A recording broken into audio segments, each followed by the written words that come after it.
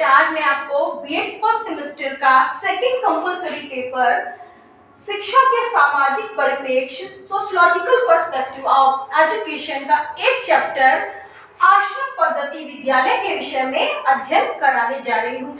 बेटा आश्रम पद्धति विद्यालय वो विद्यालय होते हैं जिनमें जो अनुसूचित जाति जनजाति या सामान्य वर्ग के जो भी वंचित और प्रतिभाशाली बालक और बालिकाएं हैं उनके लिए शिक्षा की व्यवस्था की जाती है। जो किसी कारणवश शिक्षा को ग्रहण नहीं कर पाते हैं उनके लिए इस तरह की शिक्षा की व्यवस्था की जाती है। बेटा अब हम बात करते हैं कि आश्रम पद्धति विद्यालय की स्थापना कब हुई। तो बेटा आश्रम पद्धति विद्यालय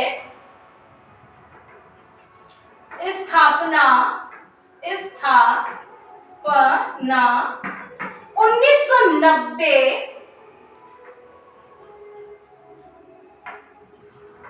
और 91 में हुई थी। तो आश्रम पद्धति विद्यालय की स्थापना 90 और 91 में हुई थी, लेकिन बाद में इसको 2008 और 2009 में इसको संशोधित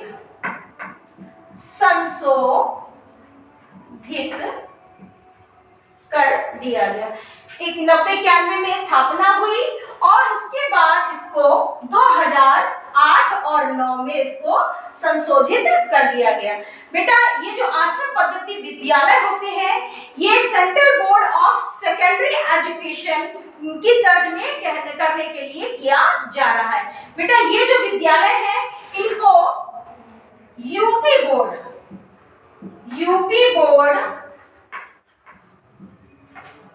से मान्यता प्राप्त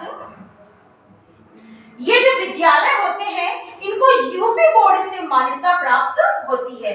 फिर बेटा इसके अलावा ये जो यूपी बोर्ड से जो मान्यता प्राप्त होती है उसमें 1 से 12 तक अर्थात प्राथमिक, माध्यमिक और उच्च शिक्षा के लिए पढ़ाई करने के लिए कहा जाता है। इसके बाद बेटा इसको नवोदय विद्यालय, किसके बेटा नवोदय विद्यालय की तर्ज में स्थापित,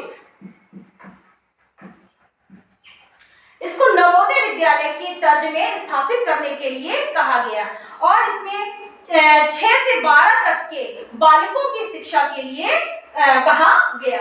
इसके अलावा बेटा इसमें अगर हम प्रवेश और आरक्षण की बात करें तो इसमें 70%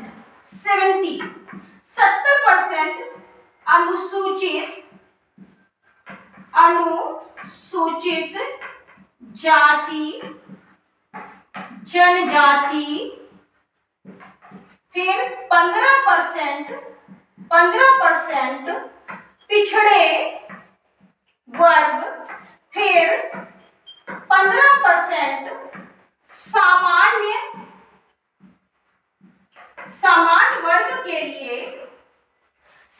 वर्ग की शिक्षा के लिए कहा गया है।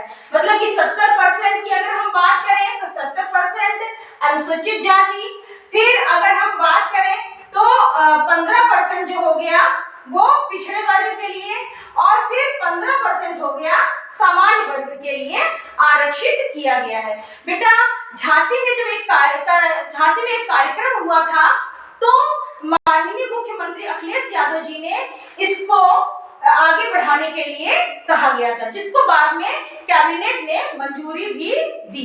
इसके अलावा बेटा अगर हम बात करें तो इस तरह के विद्यालयों में 480 विद्यार्थी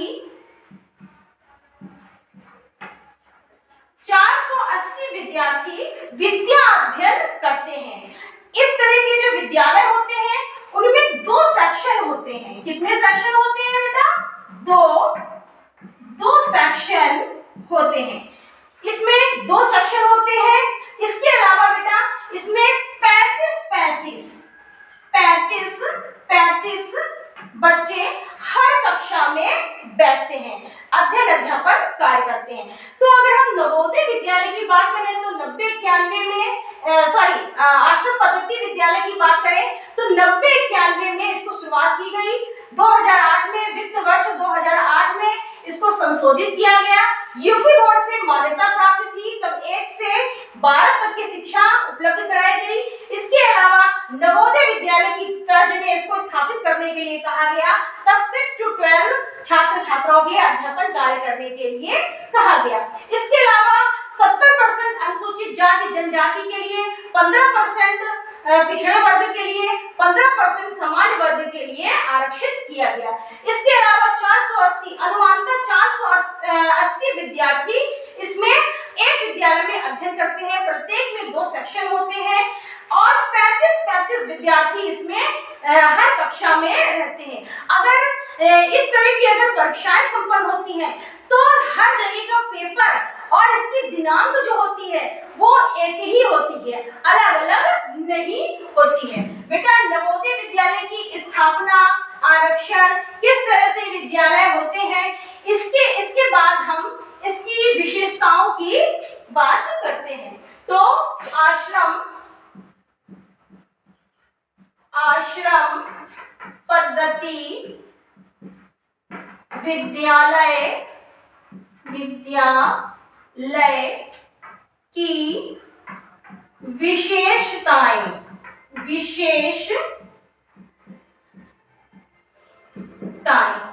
आश्रम पर भाई जब कुछ अच्छाई होती है तो बुराई भी होती है, बुराई होती है तो अच्छाई भी होती है। मतलब ऐसी क्या विशेषताएं थी जो आश्रम पद्धति विद्यालय की स्थापना की गई। तो नंबर 1 में आता है आवासीय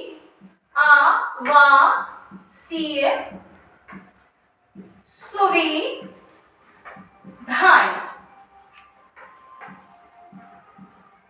इसमें बेटा आवासीय सुविधाएं दी गई, मतलब कि रहने के लिए, खाने के लिए इत्यादि। बालकों को इसमें आवासीय सुविधाएं दी गई जिसमें रहने, खाने इत्यादि की सुविधा दी गई। अब अगले नंबर में आता है निशुल्क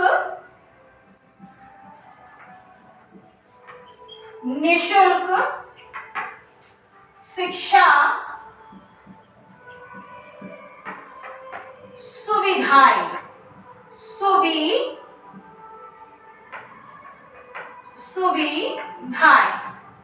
इसमें निःशुल्क शिक्षा मतलब कि पुस्तकें,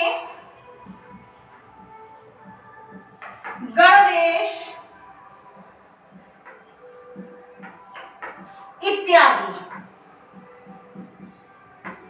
उनको पुस्तकें हो गई, गणवेश हो गया इत्यादि सारी सुविधाएं उनको मुफ्त दी गई। बेटा 3rd नंबर में आता है पोषण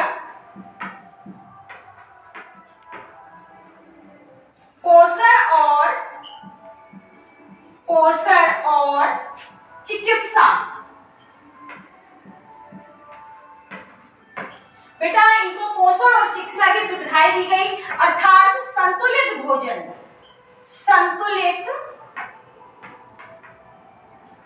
भोजन मतलब एक डाइट चार्ट बना दिया गया कि मंडे को ये दिया जाएगा, ट्यूसडे को ये, वेडनेसडे को ये, इस तरह से। इसके अलावा इनको एक ऋतुफल देने के लिए भी कहा गया और समय समय पर इनकी चिकित्सा के लिए भी समय समय पर इन सारी बच्चों की शारीरिक देखभाल के लिए जांच करने के लिए भी कहा गया। अब बेटा 4th नंबर में आता है सामाजिक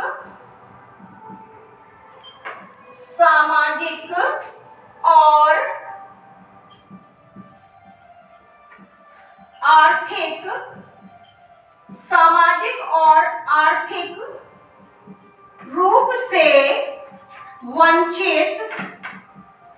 वंचित लोगों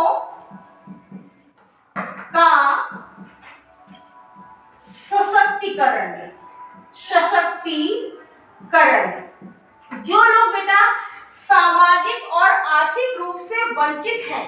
मतलब कि जैसे अनुसूचित जाति जनजाति हो गया, आदिम कबीले वाले, टीएस क्षेत्र वाले इत्यादि बालक और बालिका जो पढ़ाई लिखाई से वंचित हैं, उनको सशक्त करना, उनको मोटिवेट करना, उनके पास समय समय पर जाकर शिक्षा के महत्व के बारे में बताना, ताकि वो भी समाज की मुख्य धारा में आए, साक्षरता का क्षेत्र बढ़े।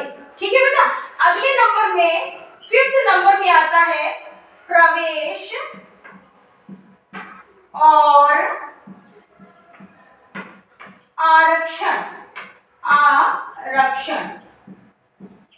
अभी मैंने बताया था इनके प्रवेश और आरक्षण के लिए भी सुविधा दी गई कि 70% अनुसूचित जाति के लिए, 15% पिछड़े वर्ग के लिए, 15% सामान्य वर्ग के लिए कहा गया। इसके अलावा किसी भी जाति, वर्ग, समुदाय इत्यादि के बालक और बालिकाएं हैं, उनको प्रवेश से वंचित नहीं किया जाएगा, नहीं तो कठोर दंड, जो भी वंचित करेगा उसको कठोर दंड दिया जाएगा, ऐसा प्रावधान है।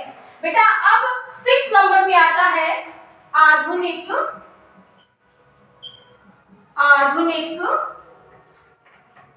सुविधाएं।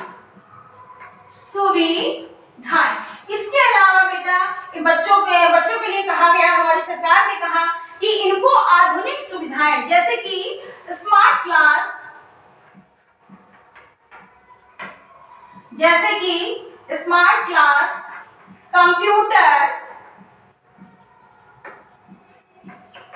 कंप्यूटर हो गया, प्रोजेक्टर हो गया इत्यादि से बच्चों को पढ़ाने के लिए कहा गया, ताकि वो समय के साथ कदम से कदम मिलाकर चल सके, क्योंकि आज का युग जो है वो आधुनिक तकनीकी युग है। जब तक हमें इन सारी चीजों के बारे में ज्ञान नहीं होगा तब तक हम आगे नहीं बढ़ सकते हैं। बेटा 7 नंबर में आता है पाठ्यक्रम। बेटा बच्चों के उनके उम्र के हिसाब से, उनके अनुसार से पाठ्यक्रम का भी निर्माण किया गया, जिससे बच्चों को पढ़ने में कोई असुविधा ना हो सके। बेटा 8 नंबर में आता है पृथक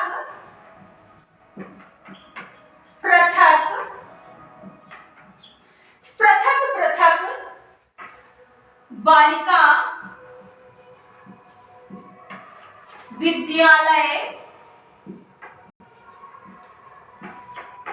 की स्थापना। इसके अलावा जो बच्चे किसी कारणवश विद्यालय नहीं जा सकते हैं, उन बालकों के लिए, उन बालिकाओं के लिए अलग अलग विद्यालयों की स्थापना की गई। कि कभी-कभी ऐसा होता है कि कुछ लोग ऐसे होते हैं पेरेंट्स की जो कोएड में बच्चों को पढ़ने की अनुमति नहीं देते हैं, तो उनके लिए भी हमारी सरकार ने अलग अलग बालिका विद्यालय और बालक विद्यालय की स्थापना की, ताकि कोई भी शिक्षा से वंचित ना रह सके। तो बेटा ये थी कुछ मुख्य विशेषताएं, जिसमें आवासीय पुस्तकें, जिसमें आवासीय था, निःशुल्क शिक्षा सुविधाएं, पोषण और चिकित्सा, और सामाजिक और आर्थिक रूप से वंचित लोगों का सशक्तिकरण, प्रवेश और आरक्षण, आधुनिक सुविधाएं, पाठ्यक्रम। इसके अलावा बेटा अगर हम आश्रम पद्धति की विद्यालय की बात करें, तो आश्रम पद्धति विद्यालय वो विद्यालय है जो किसी भी क्षेत्र में वंचित बालक और बालिकाओं की शिक्षा के लिए खोले गए हैं, और जिससे कोई भी बालक और बालिका शिक्षा से वंचित ना रह सके। बेटा अगली क्लास के नेक्स्ट चैप्टर के साथ। Thank you.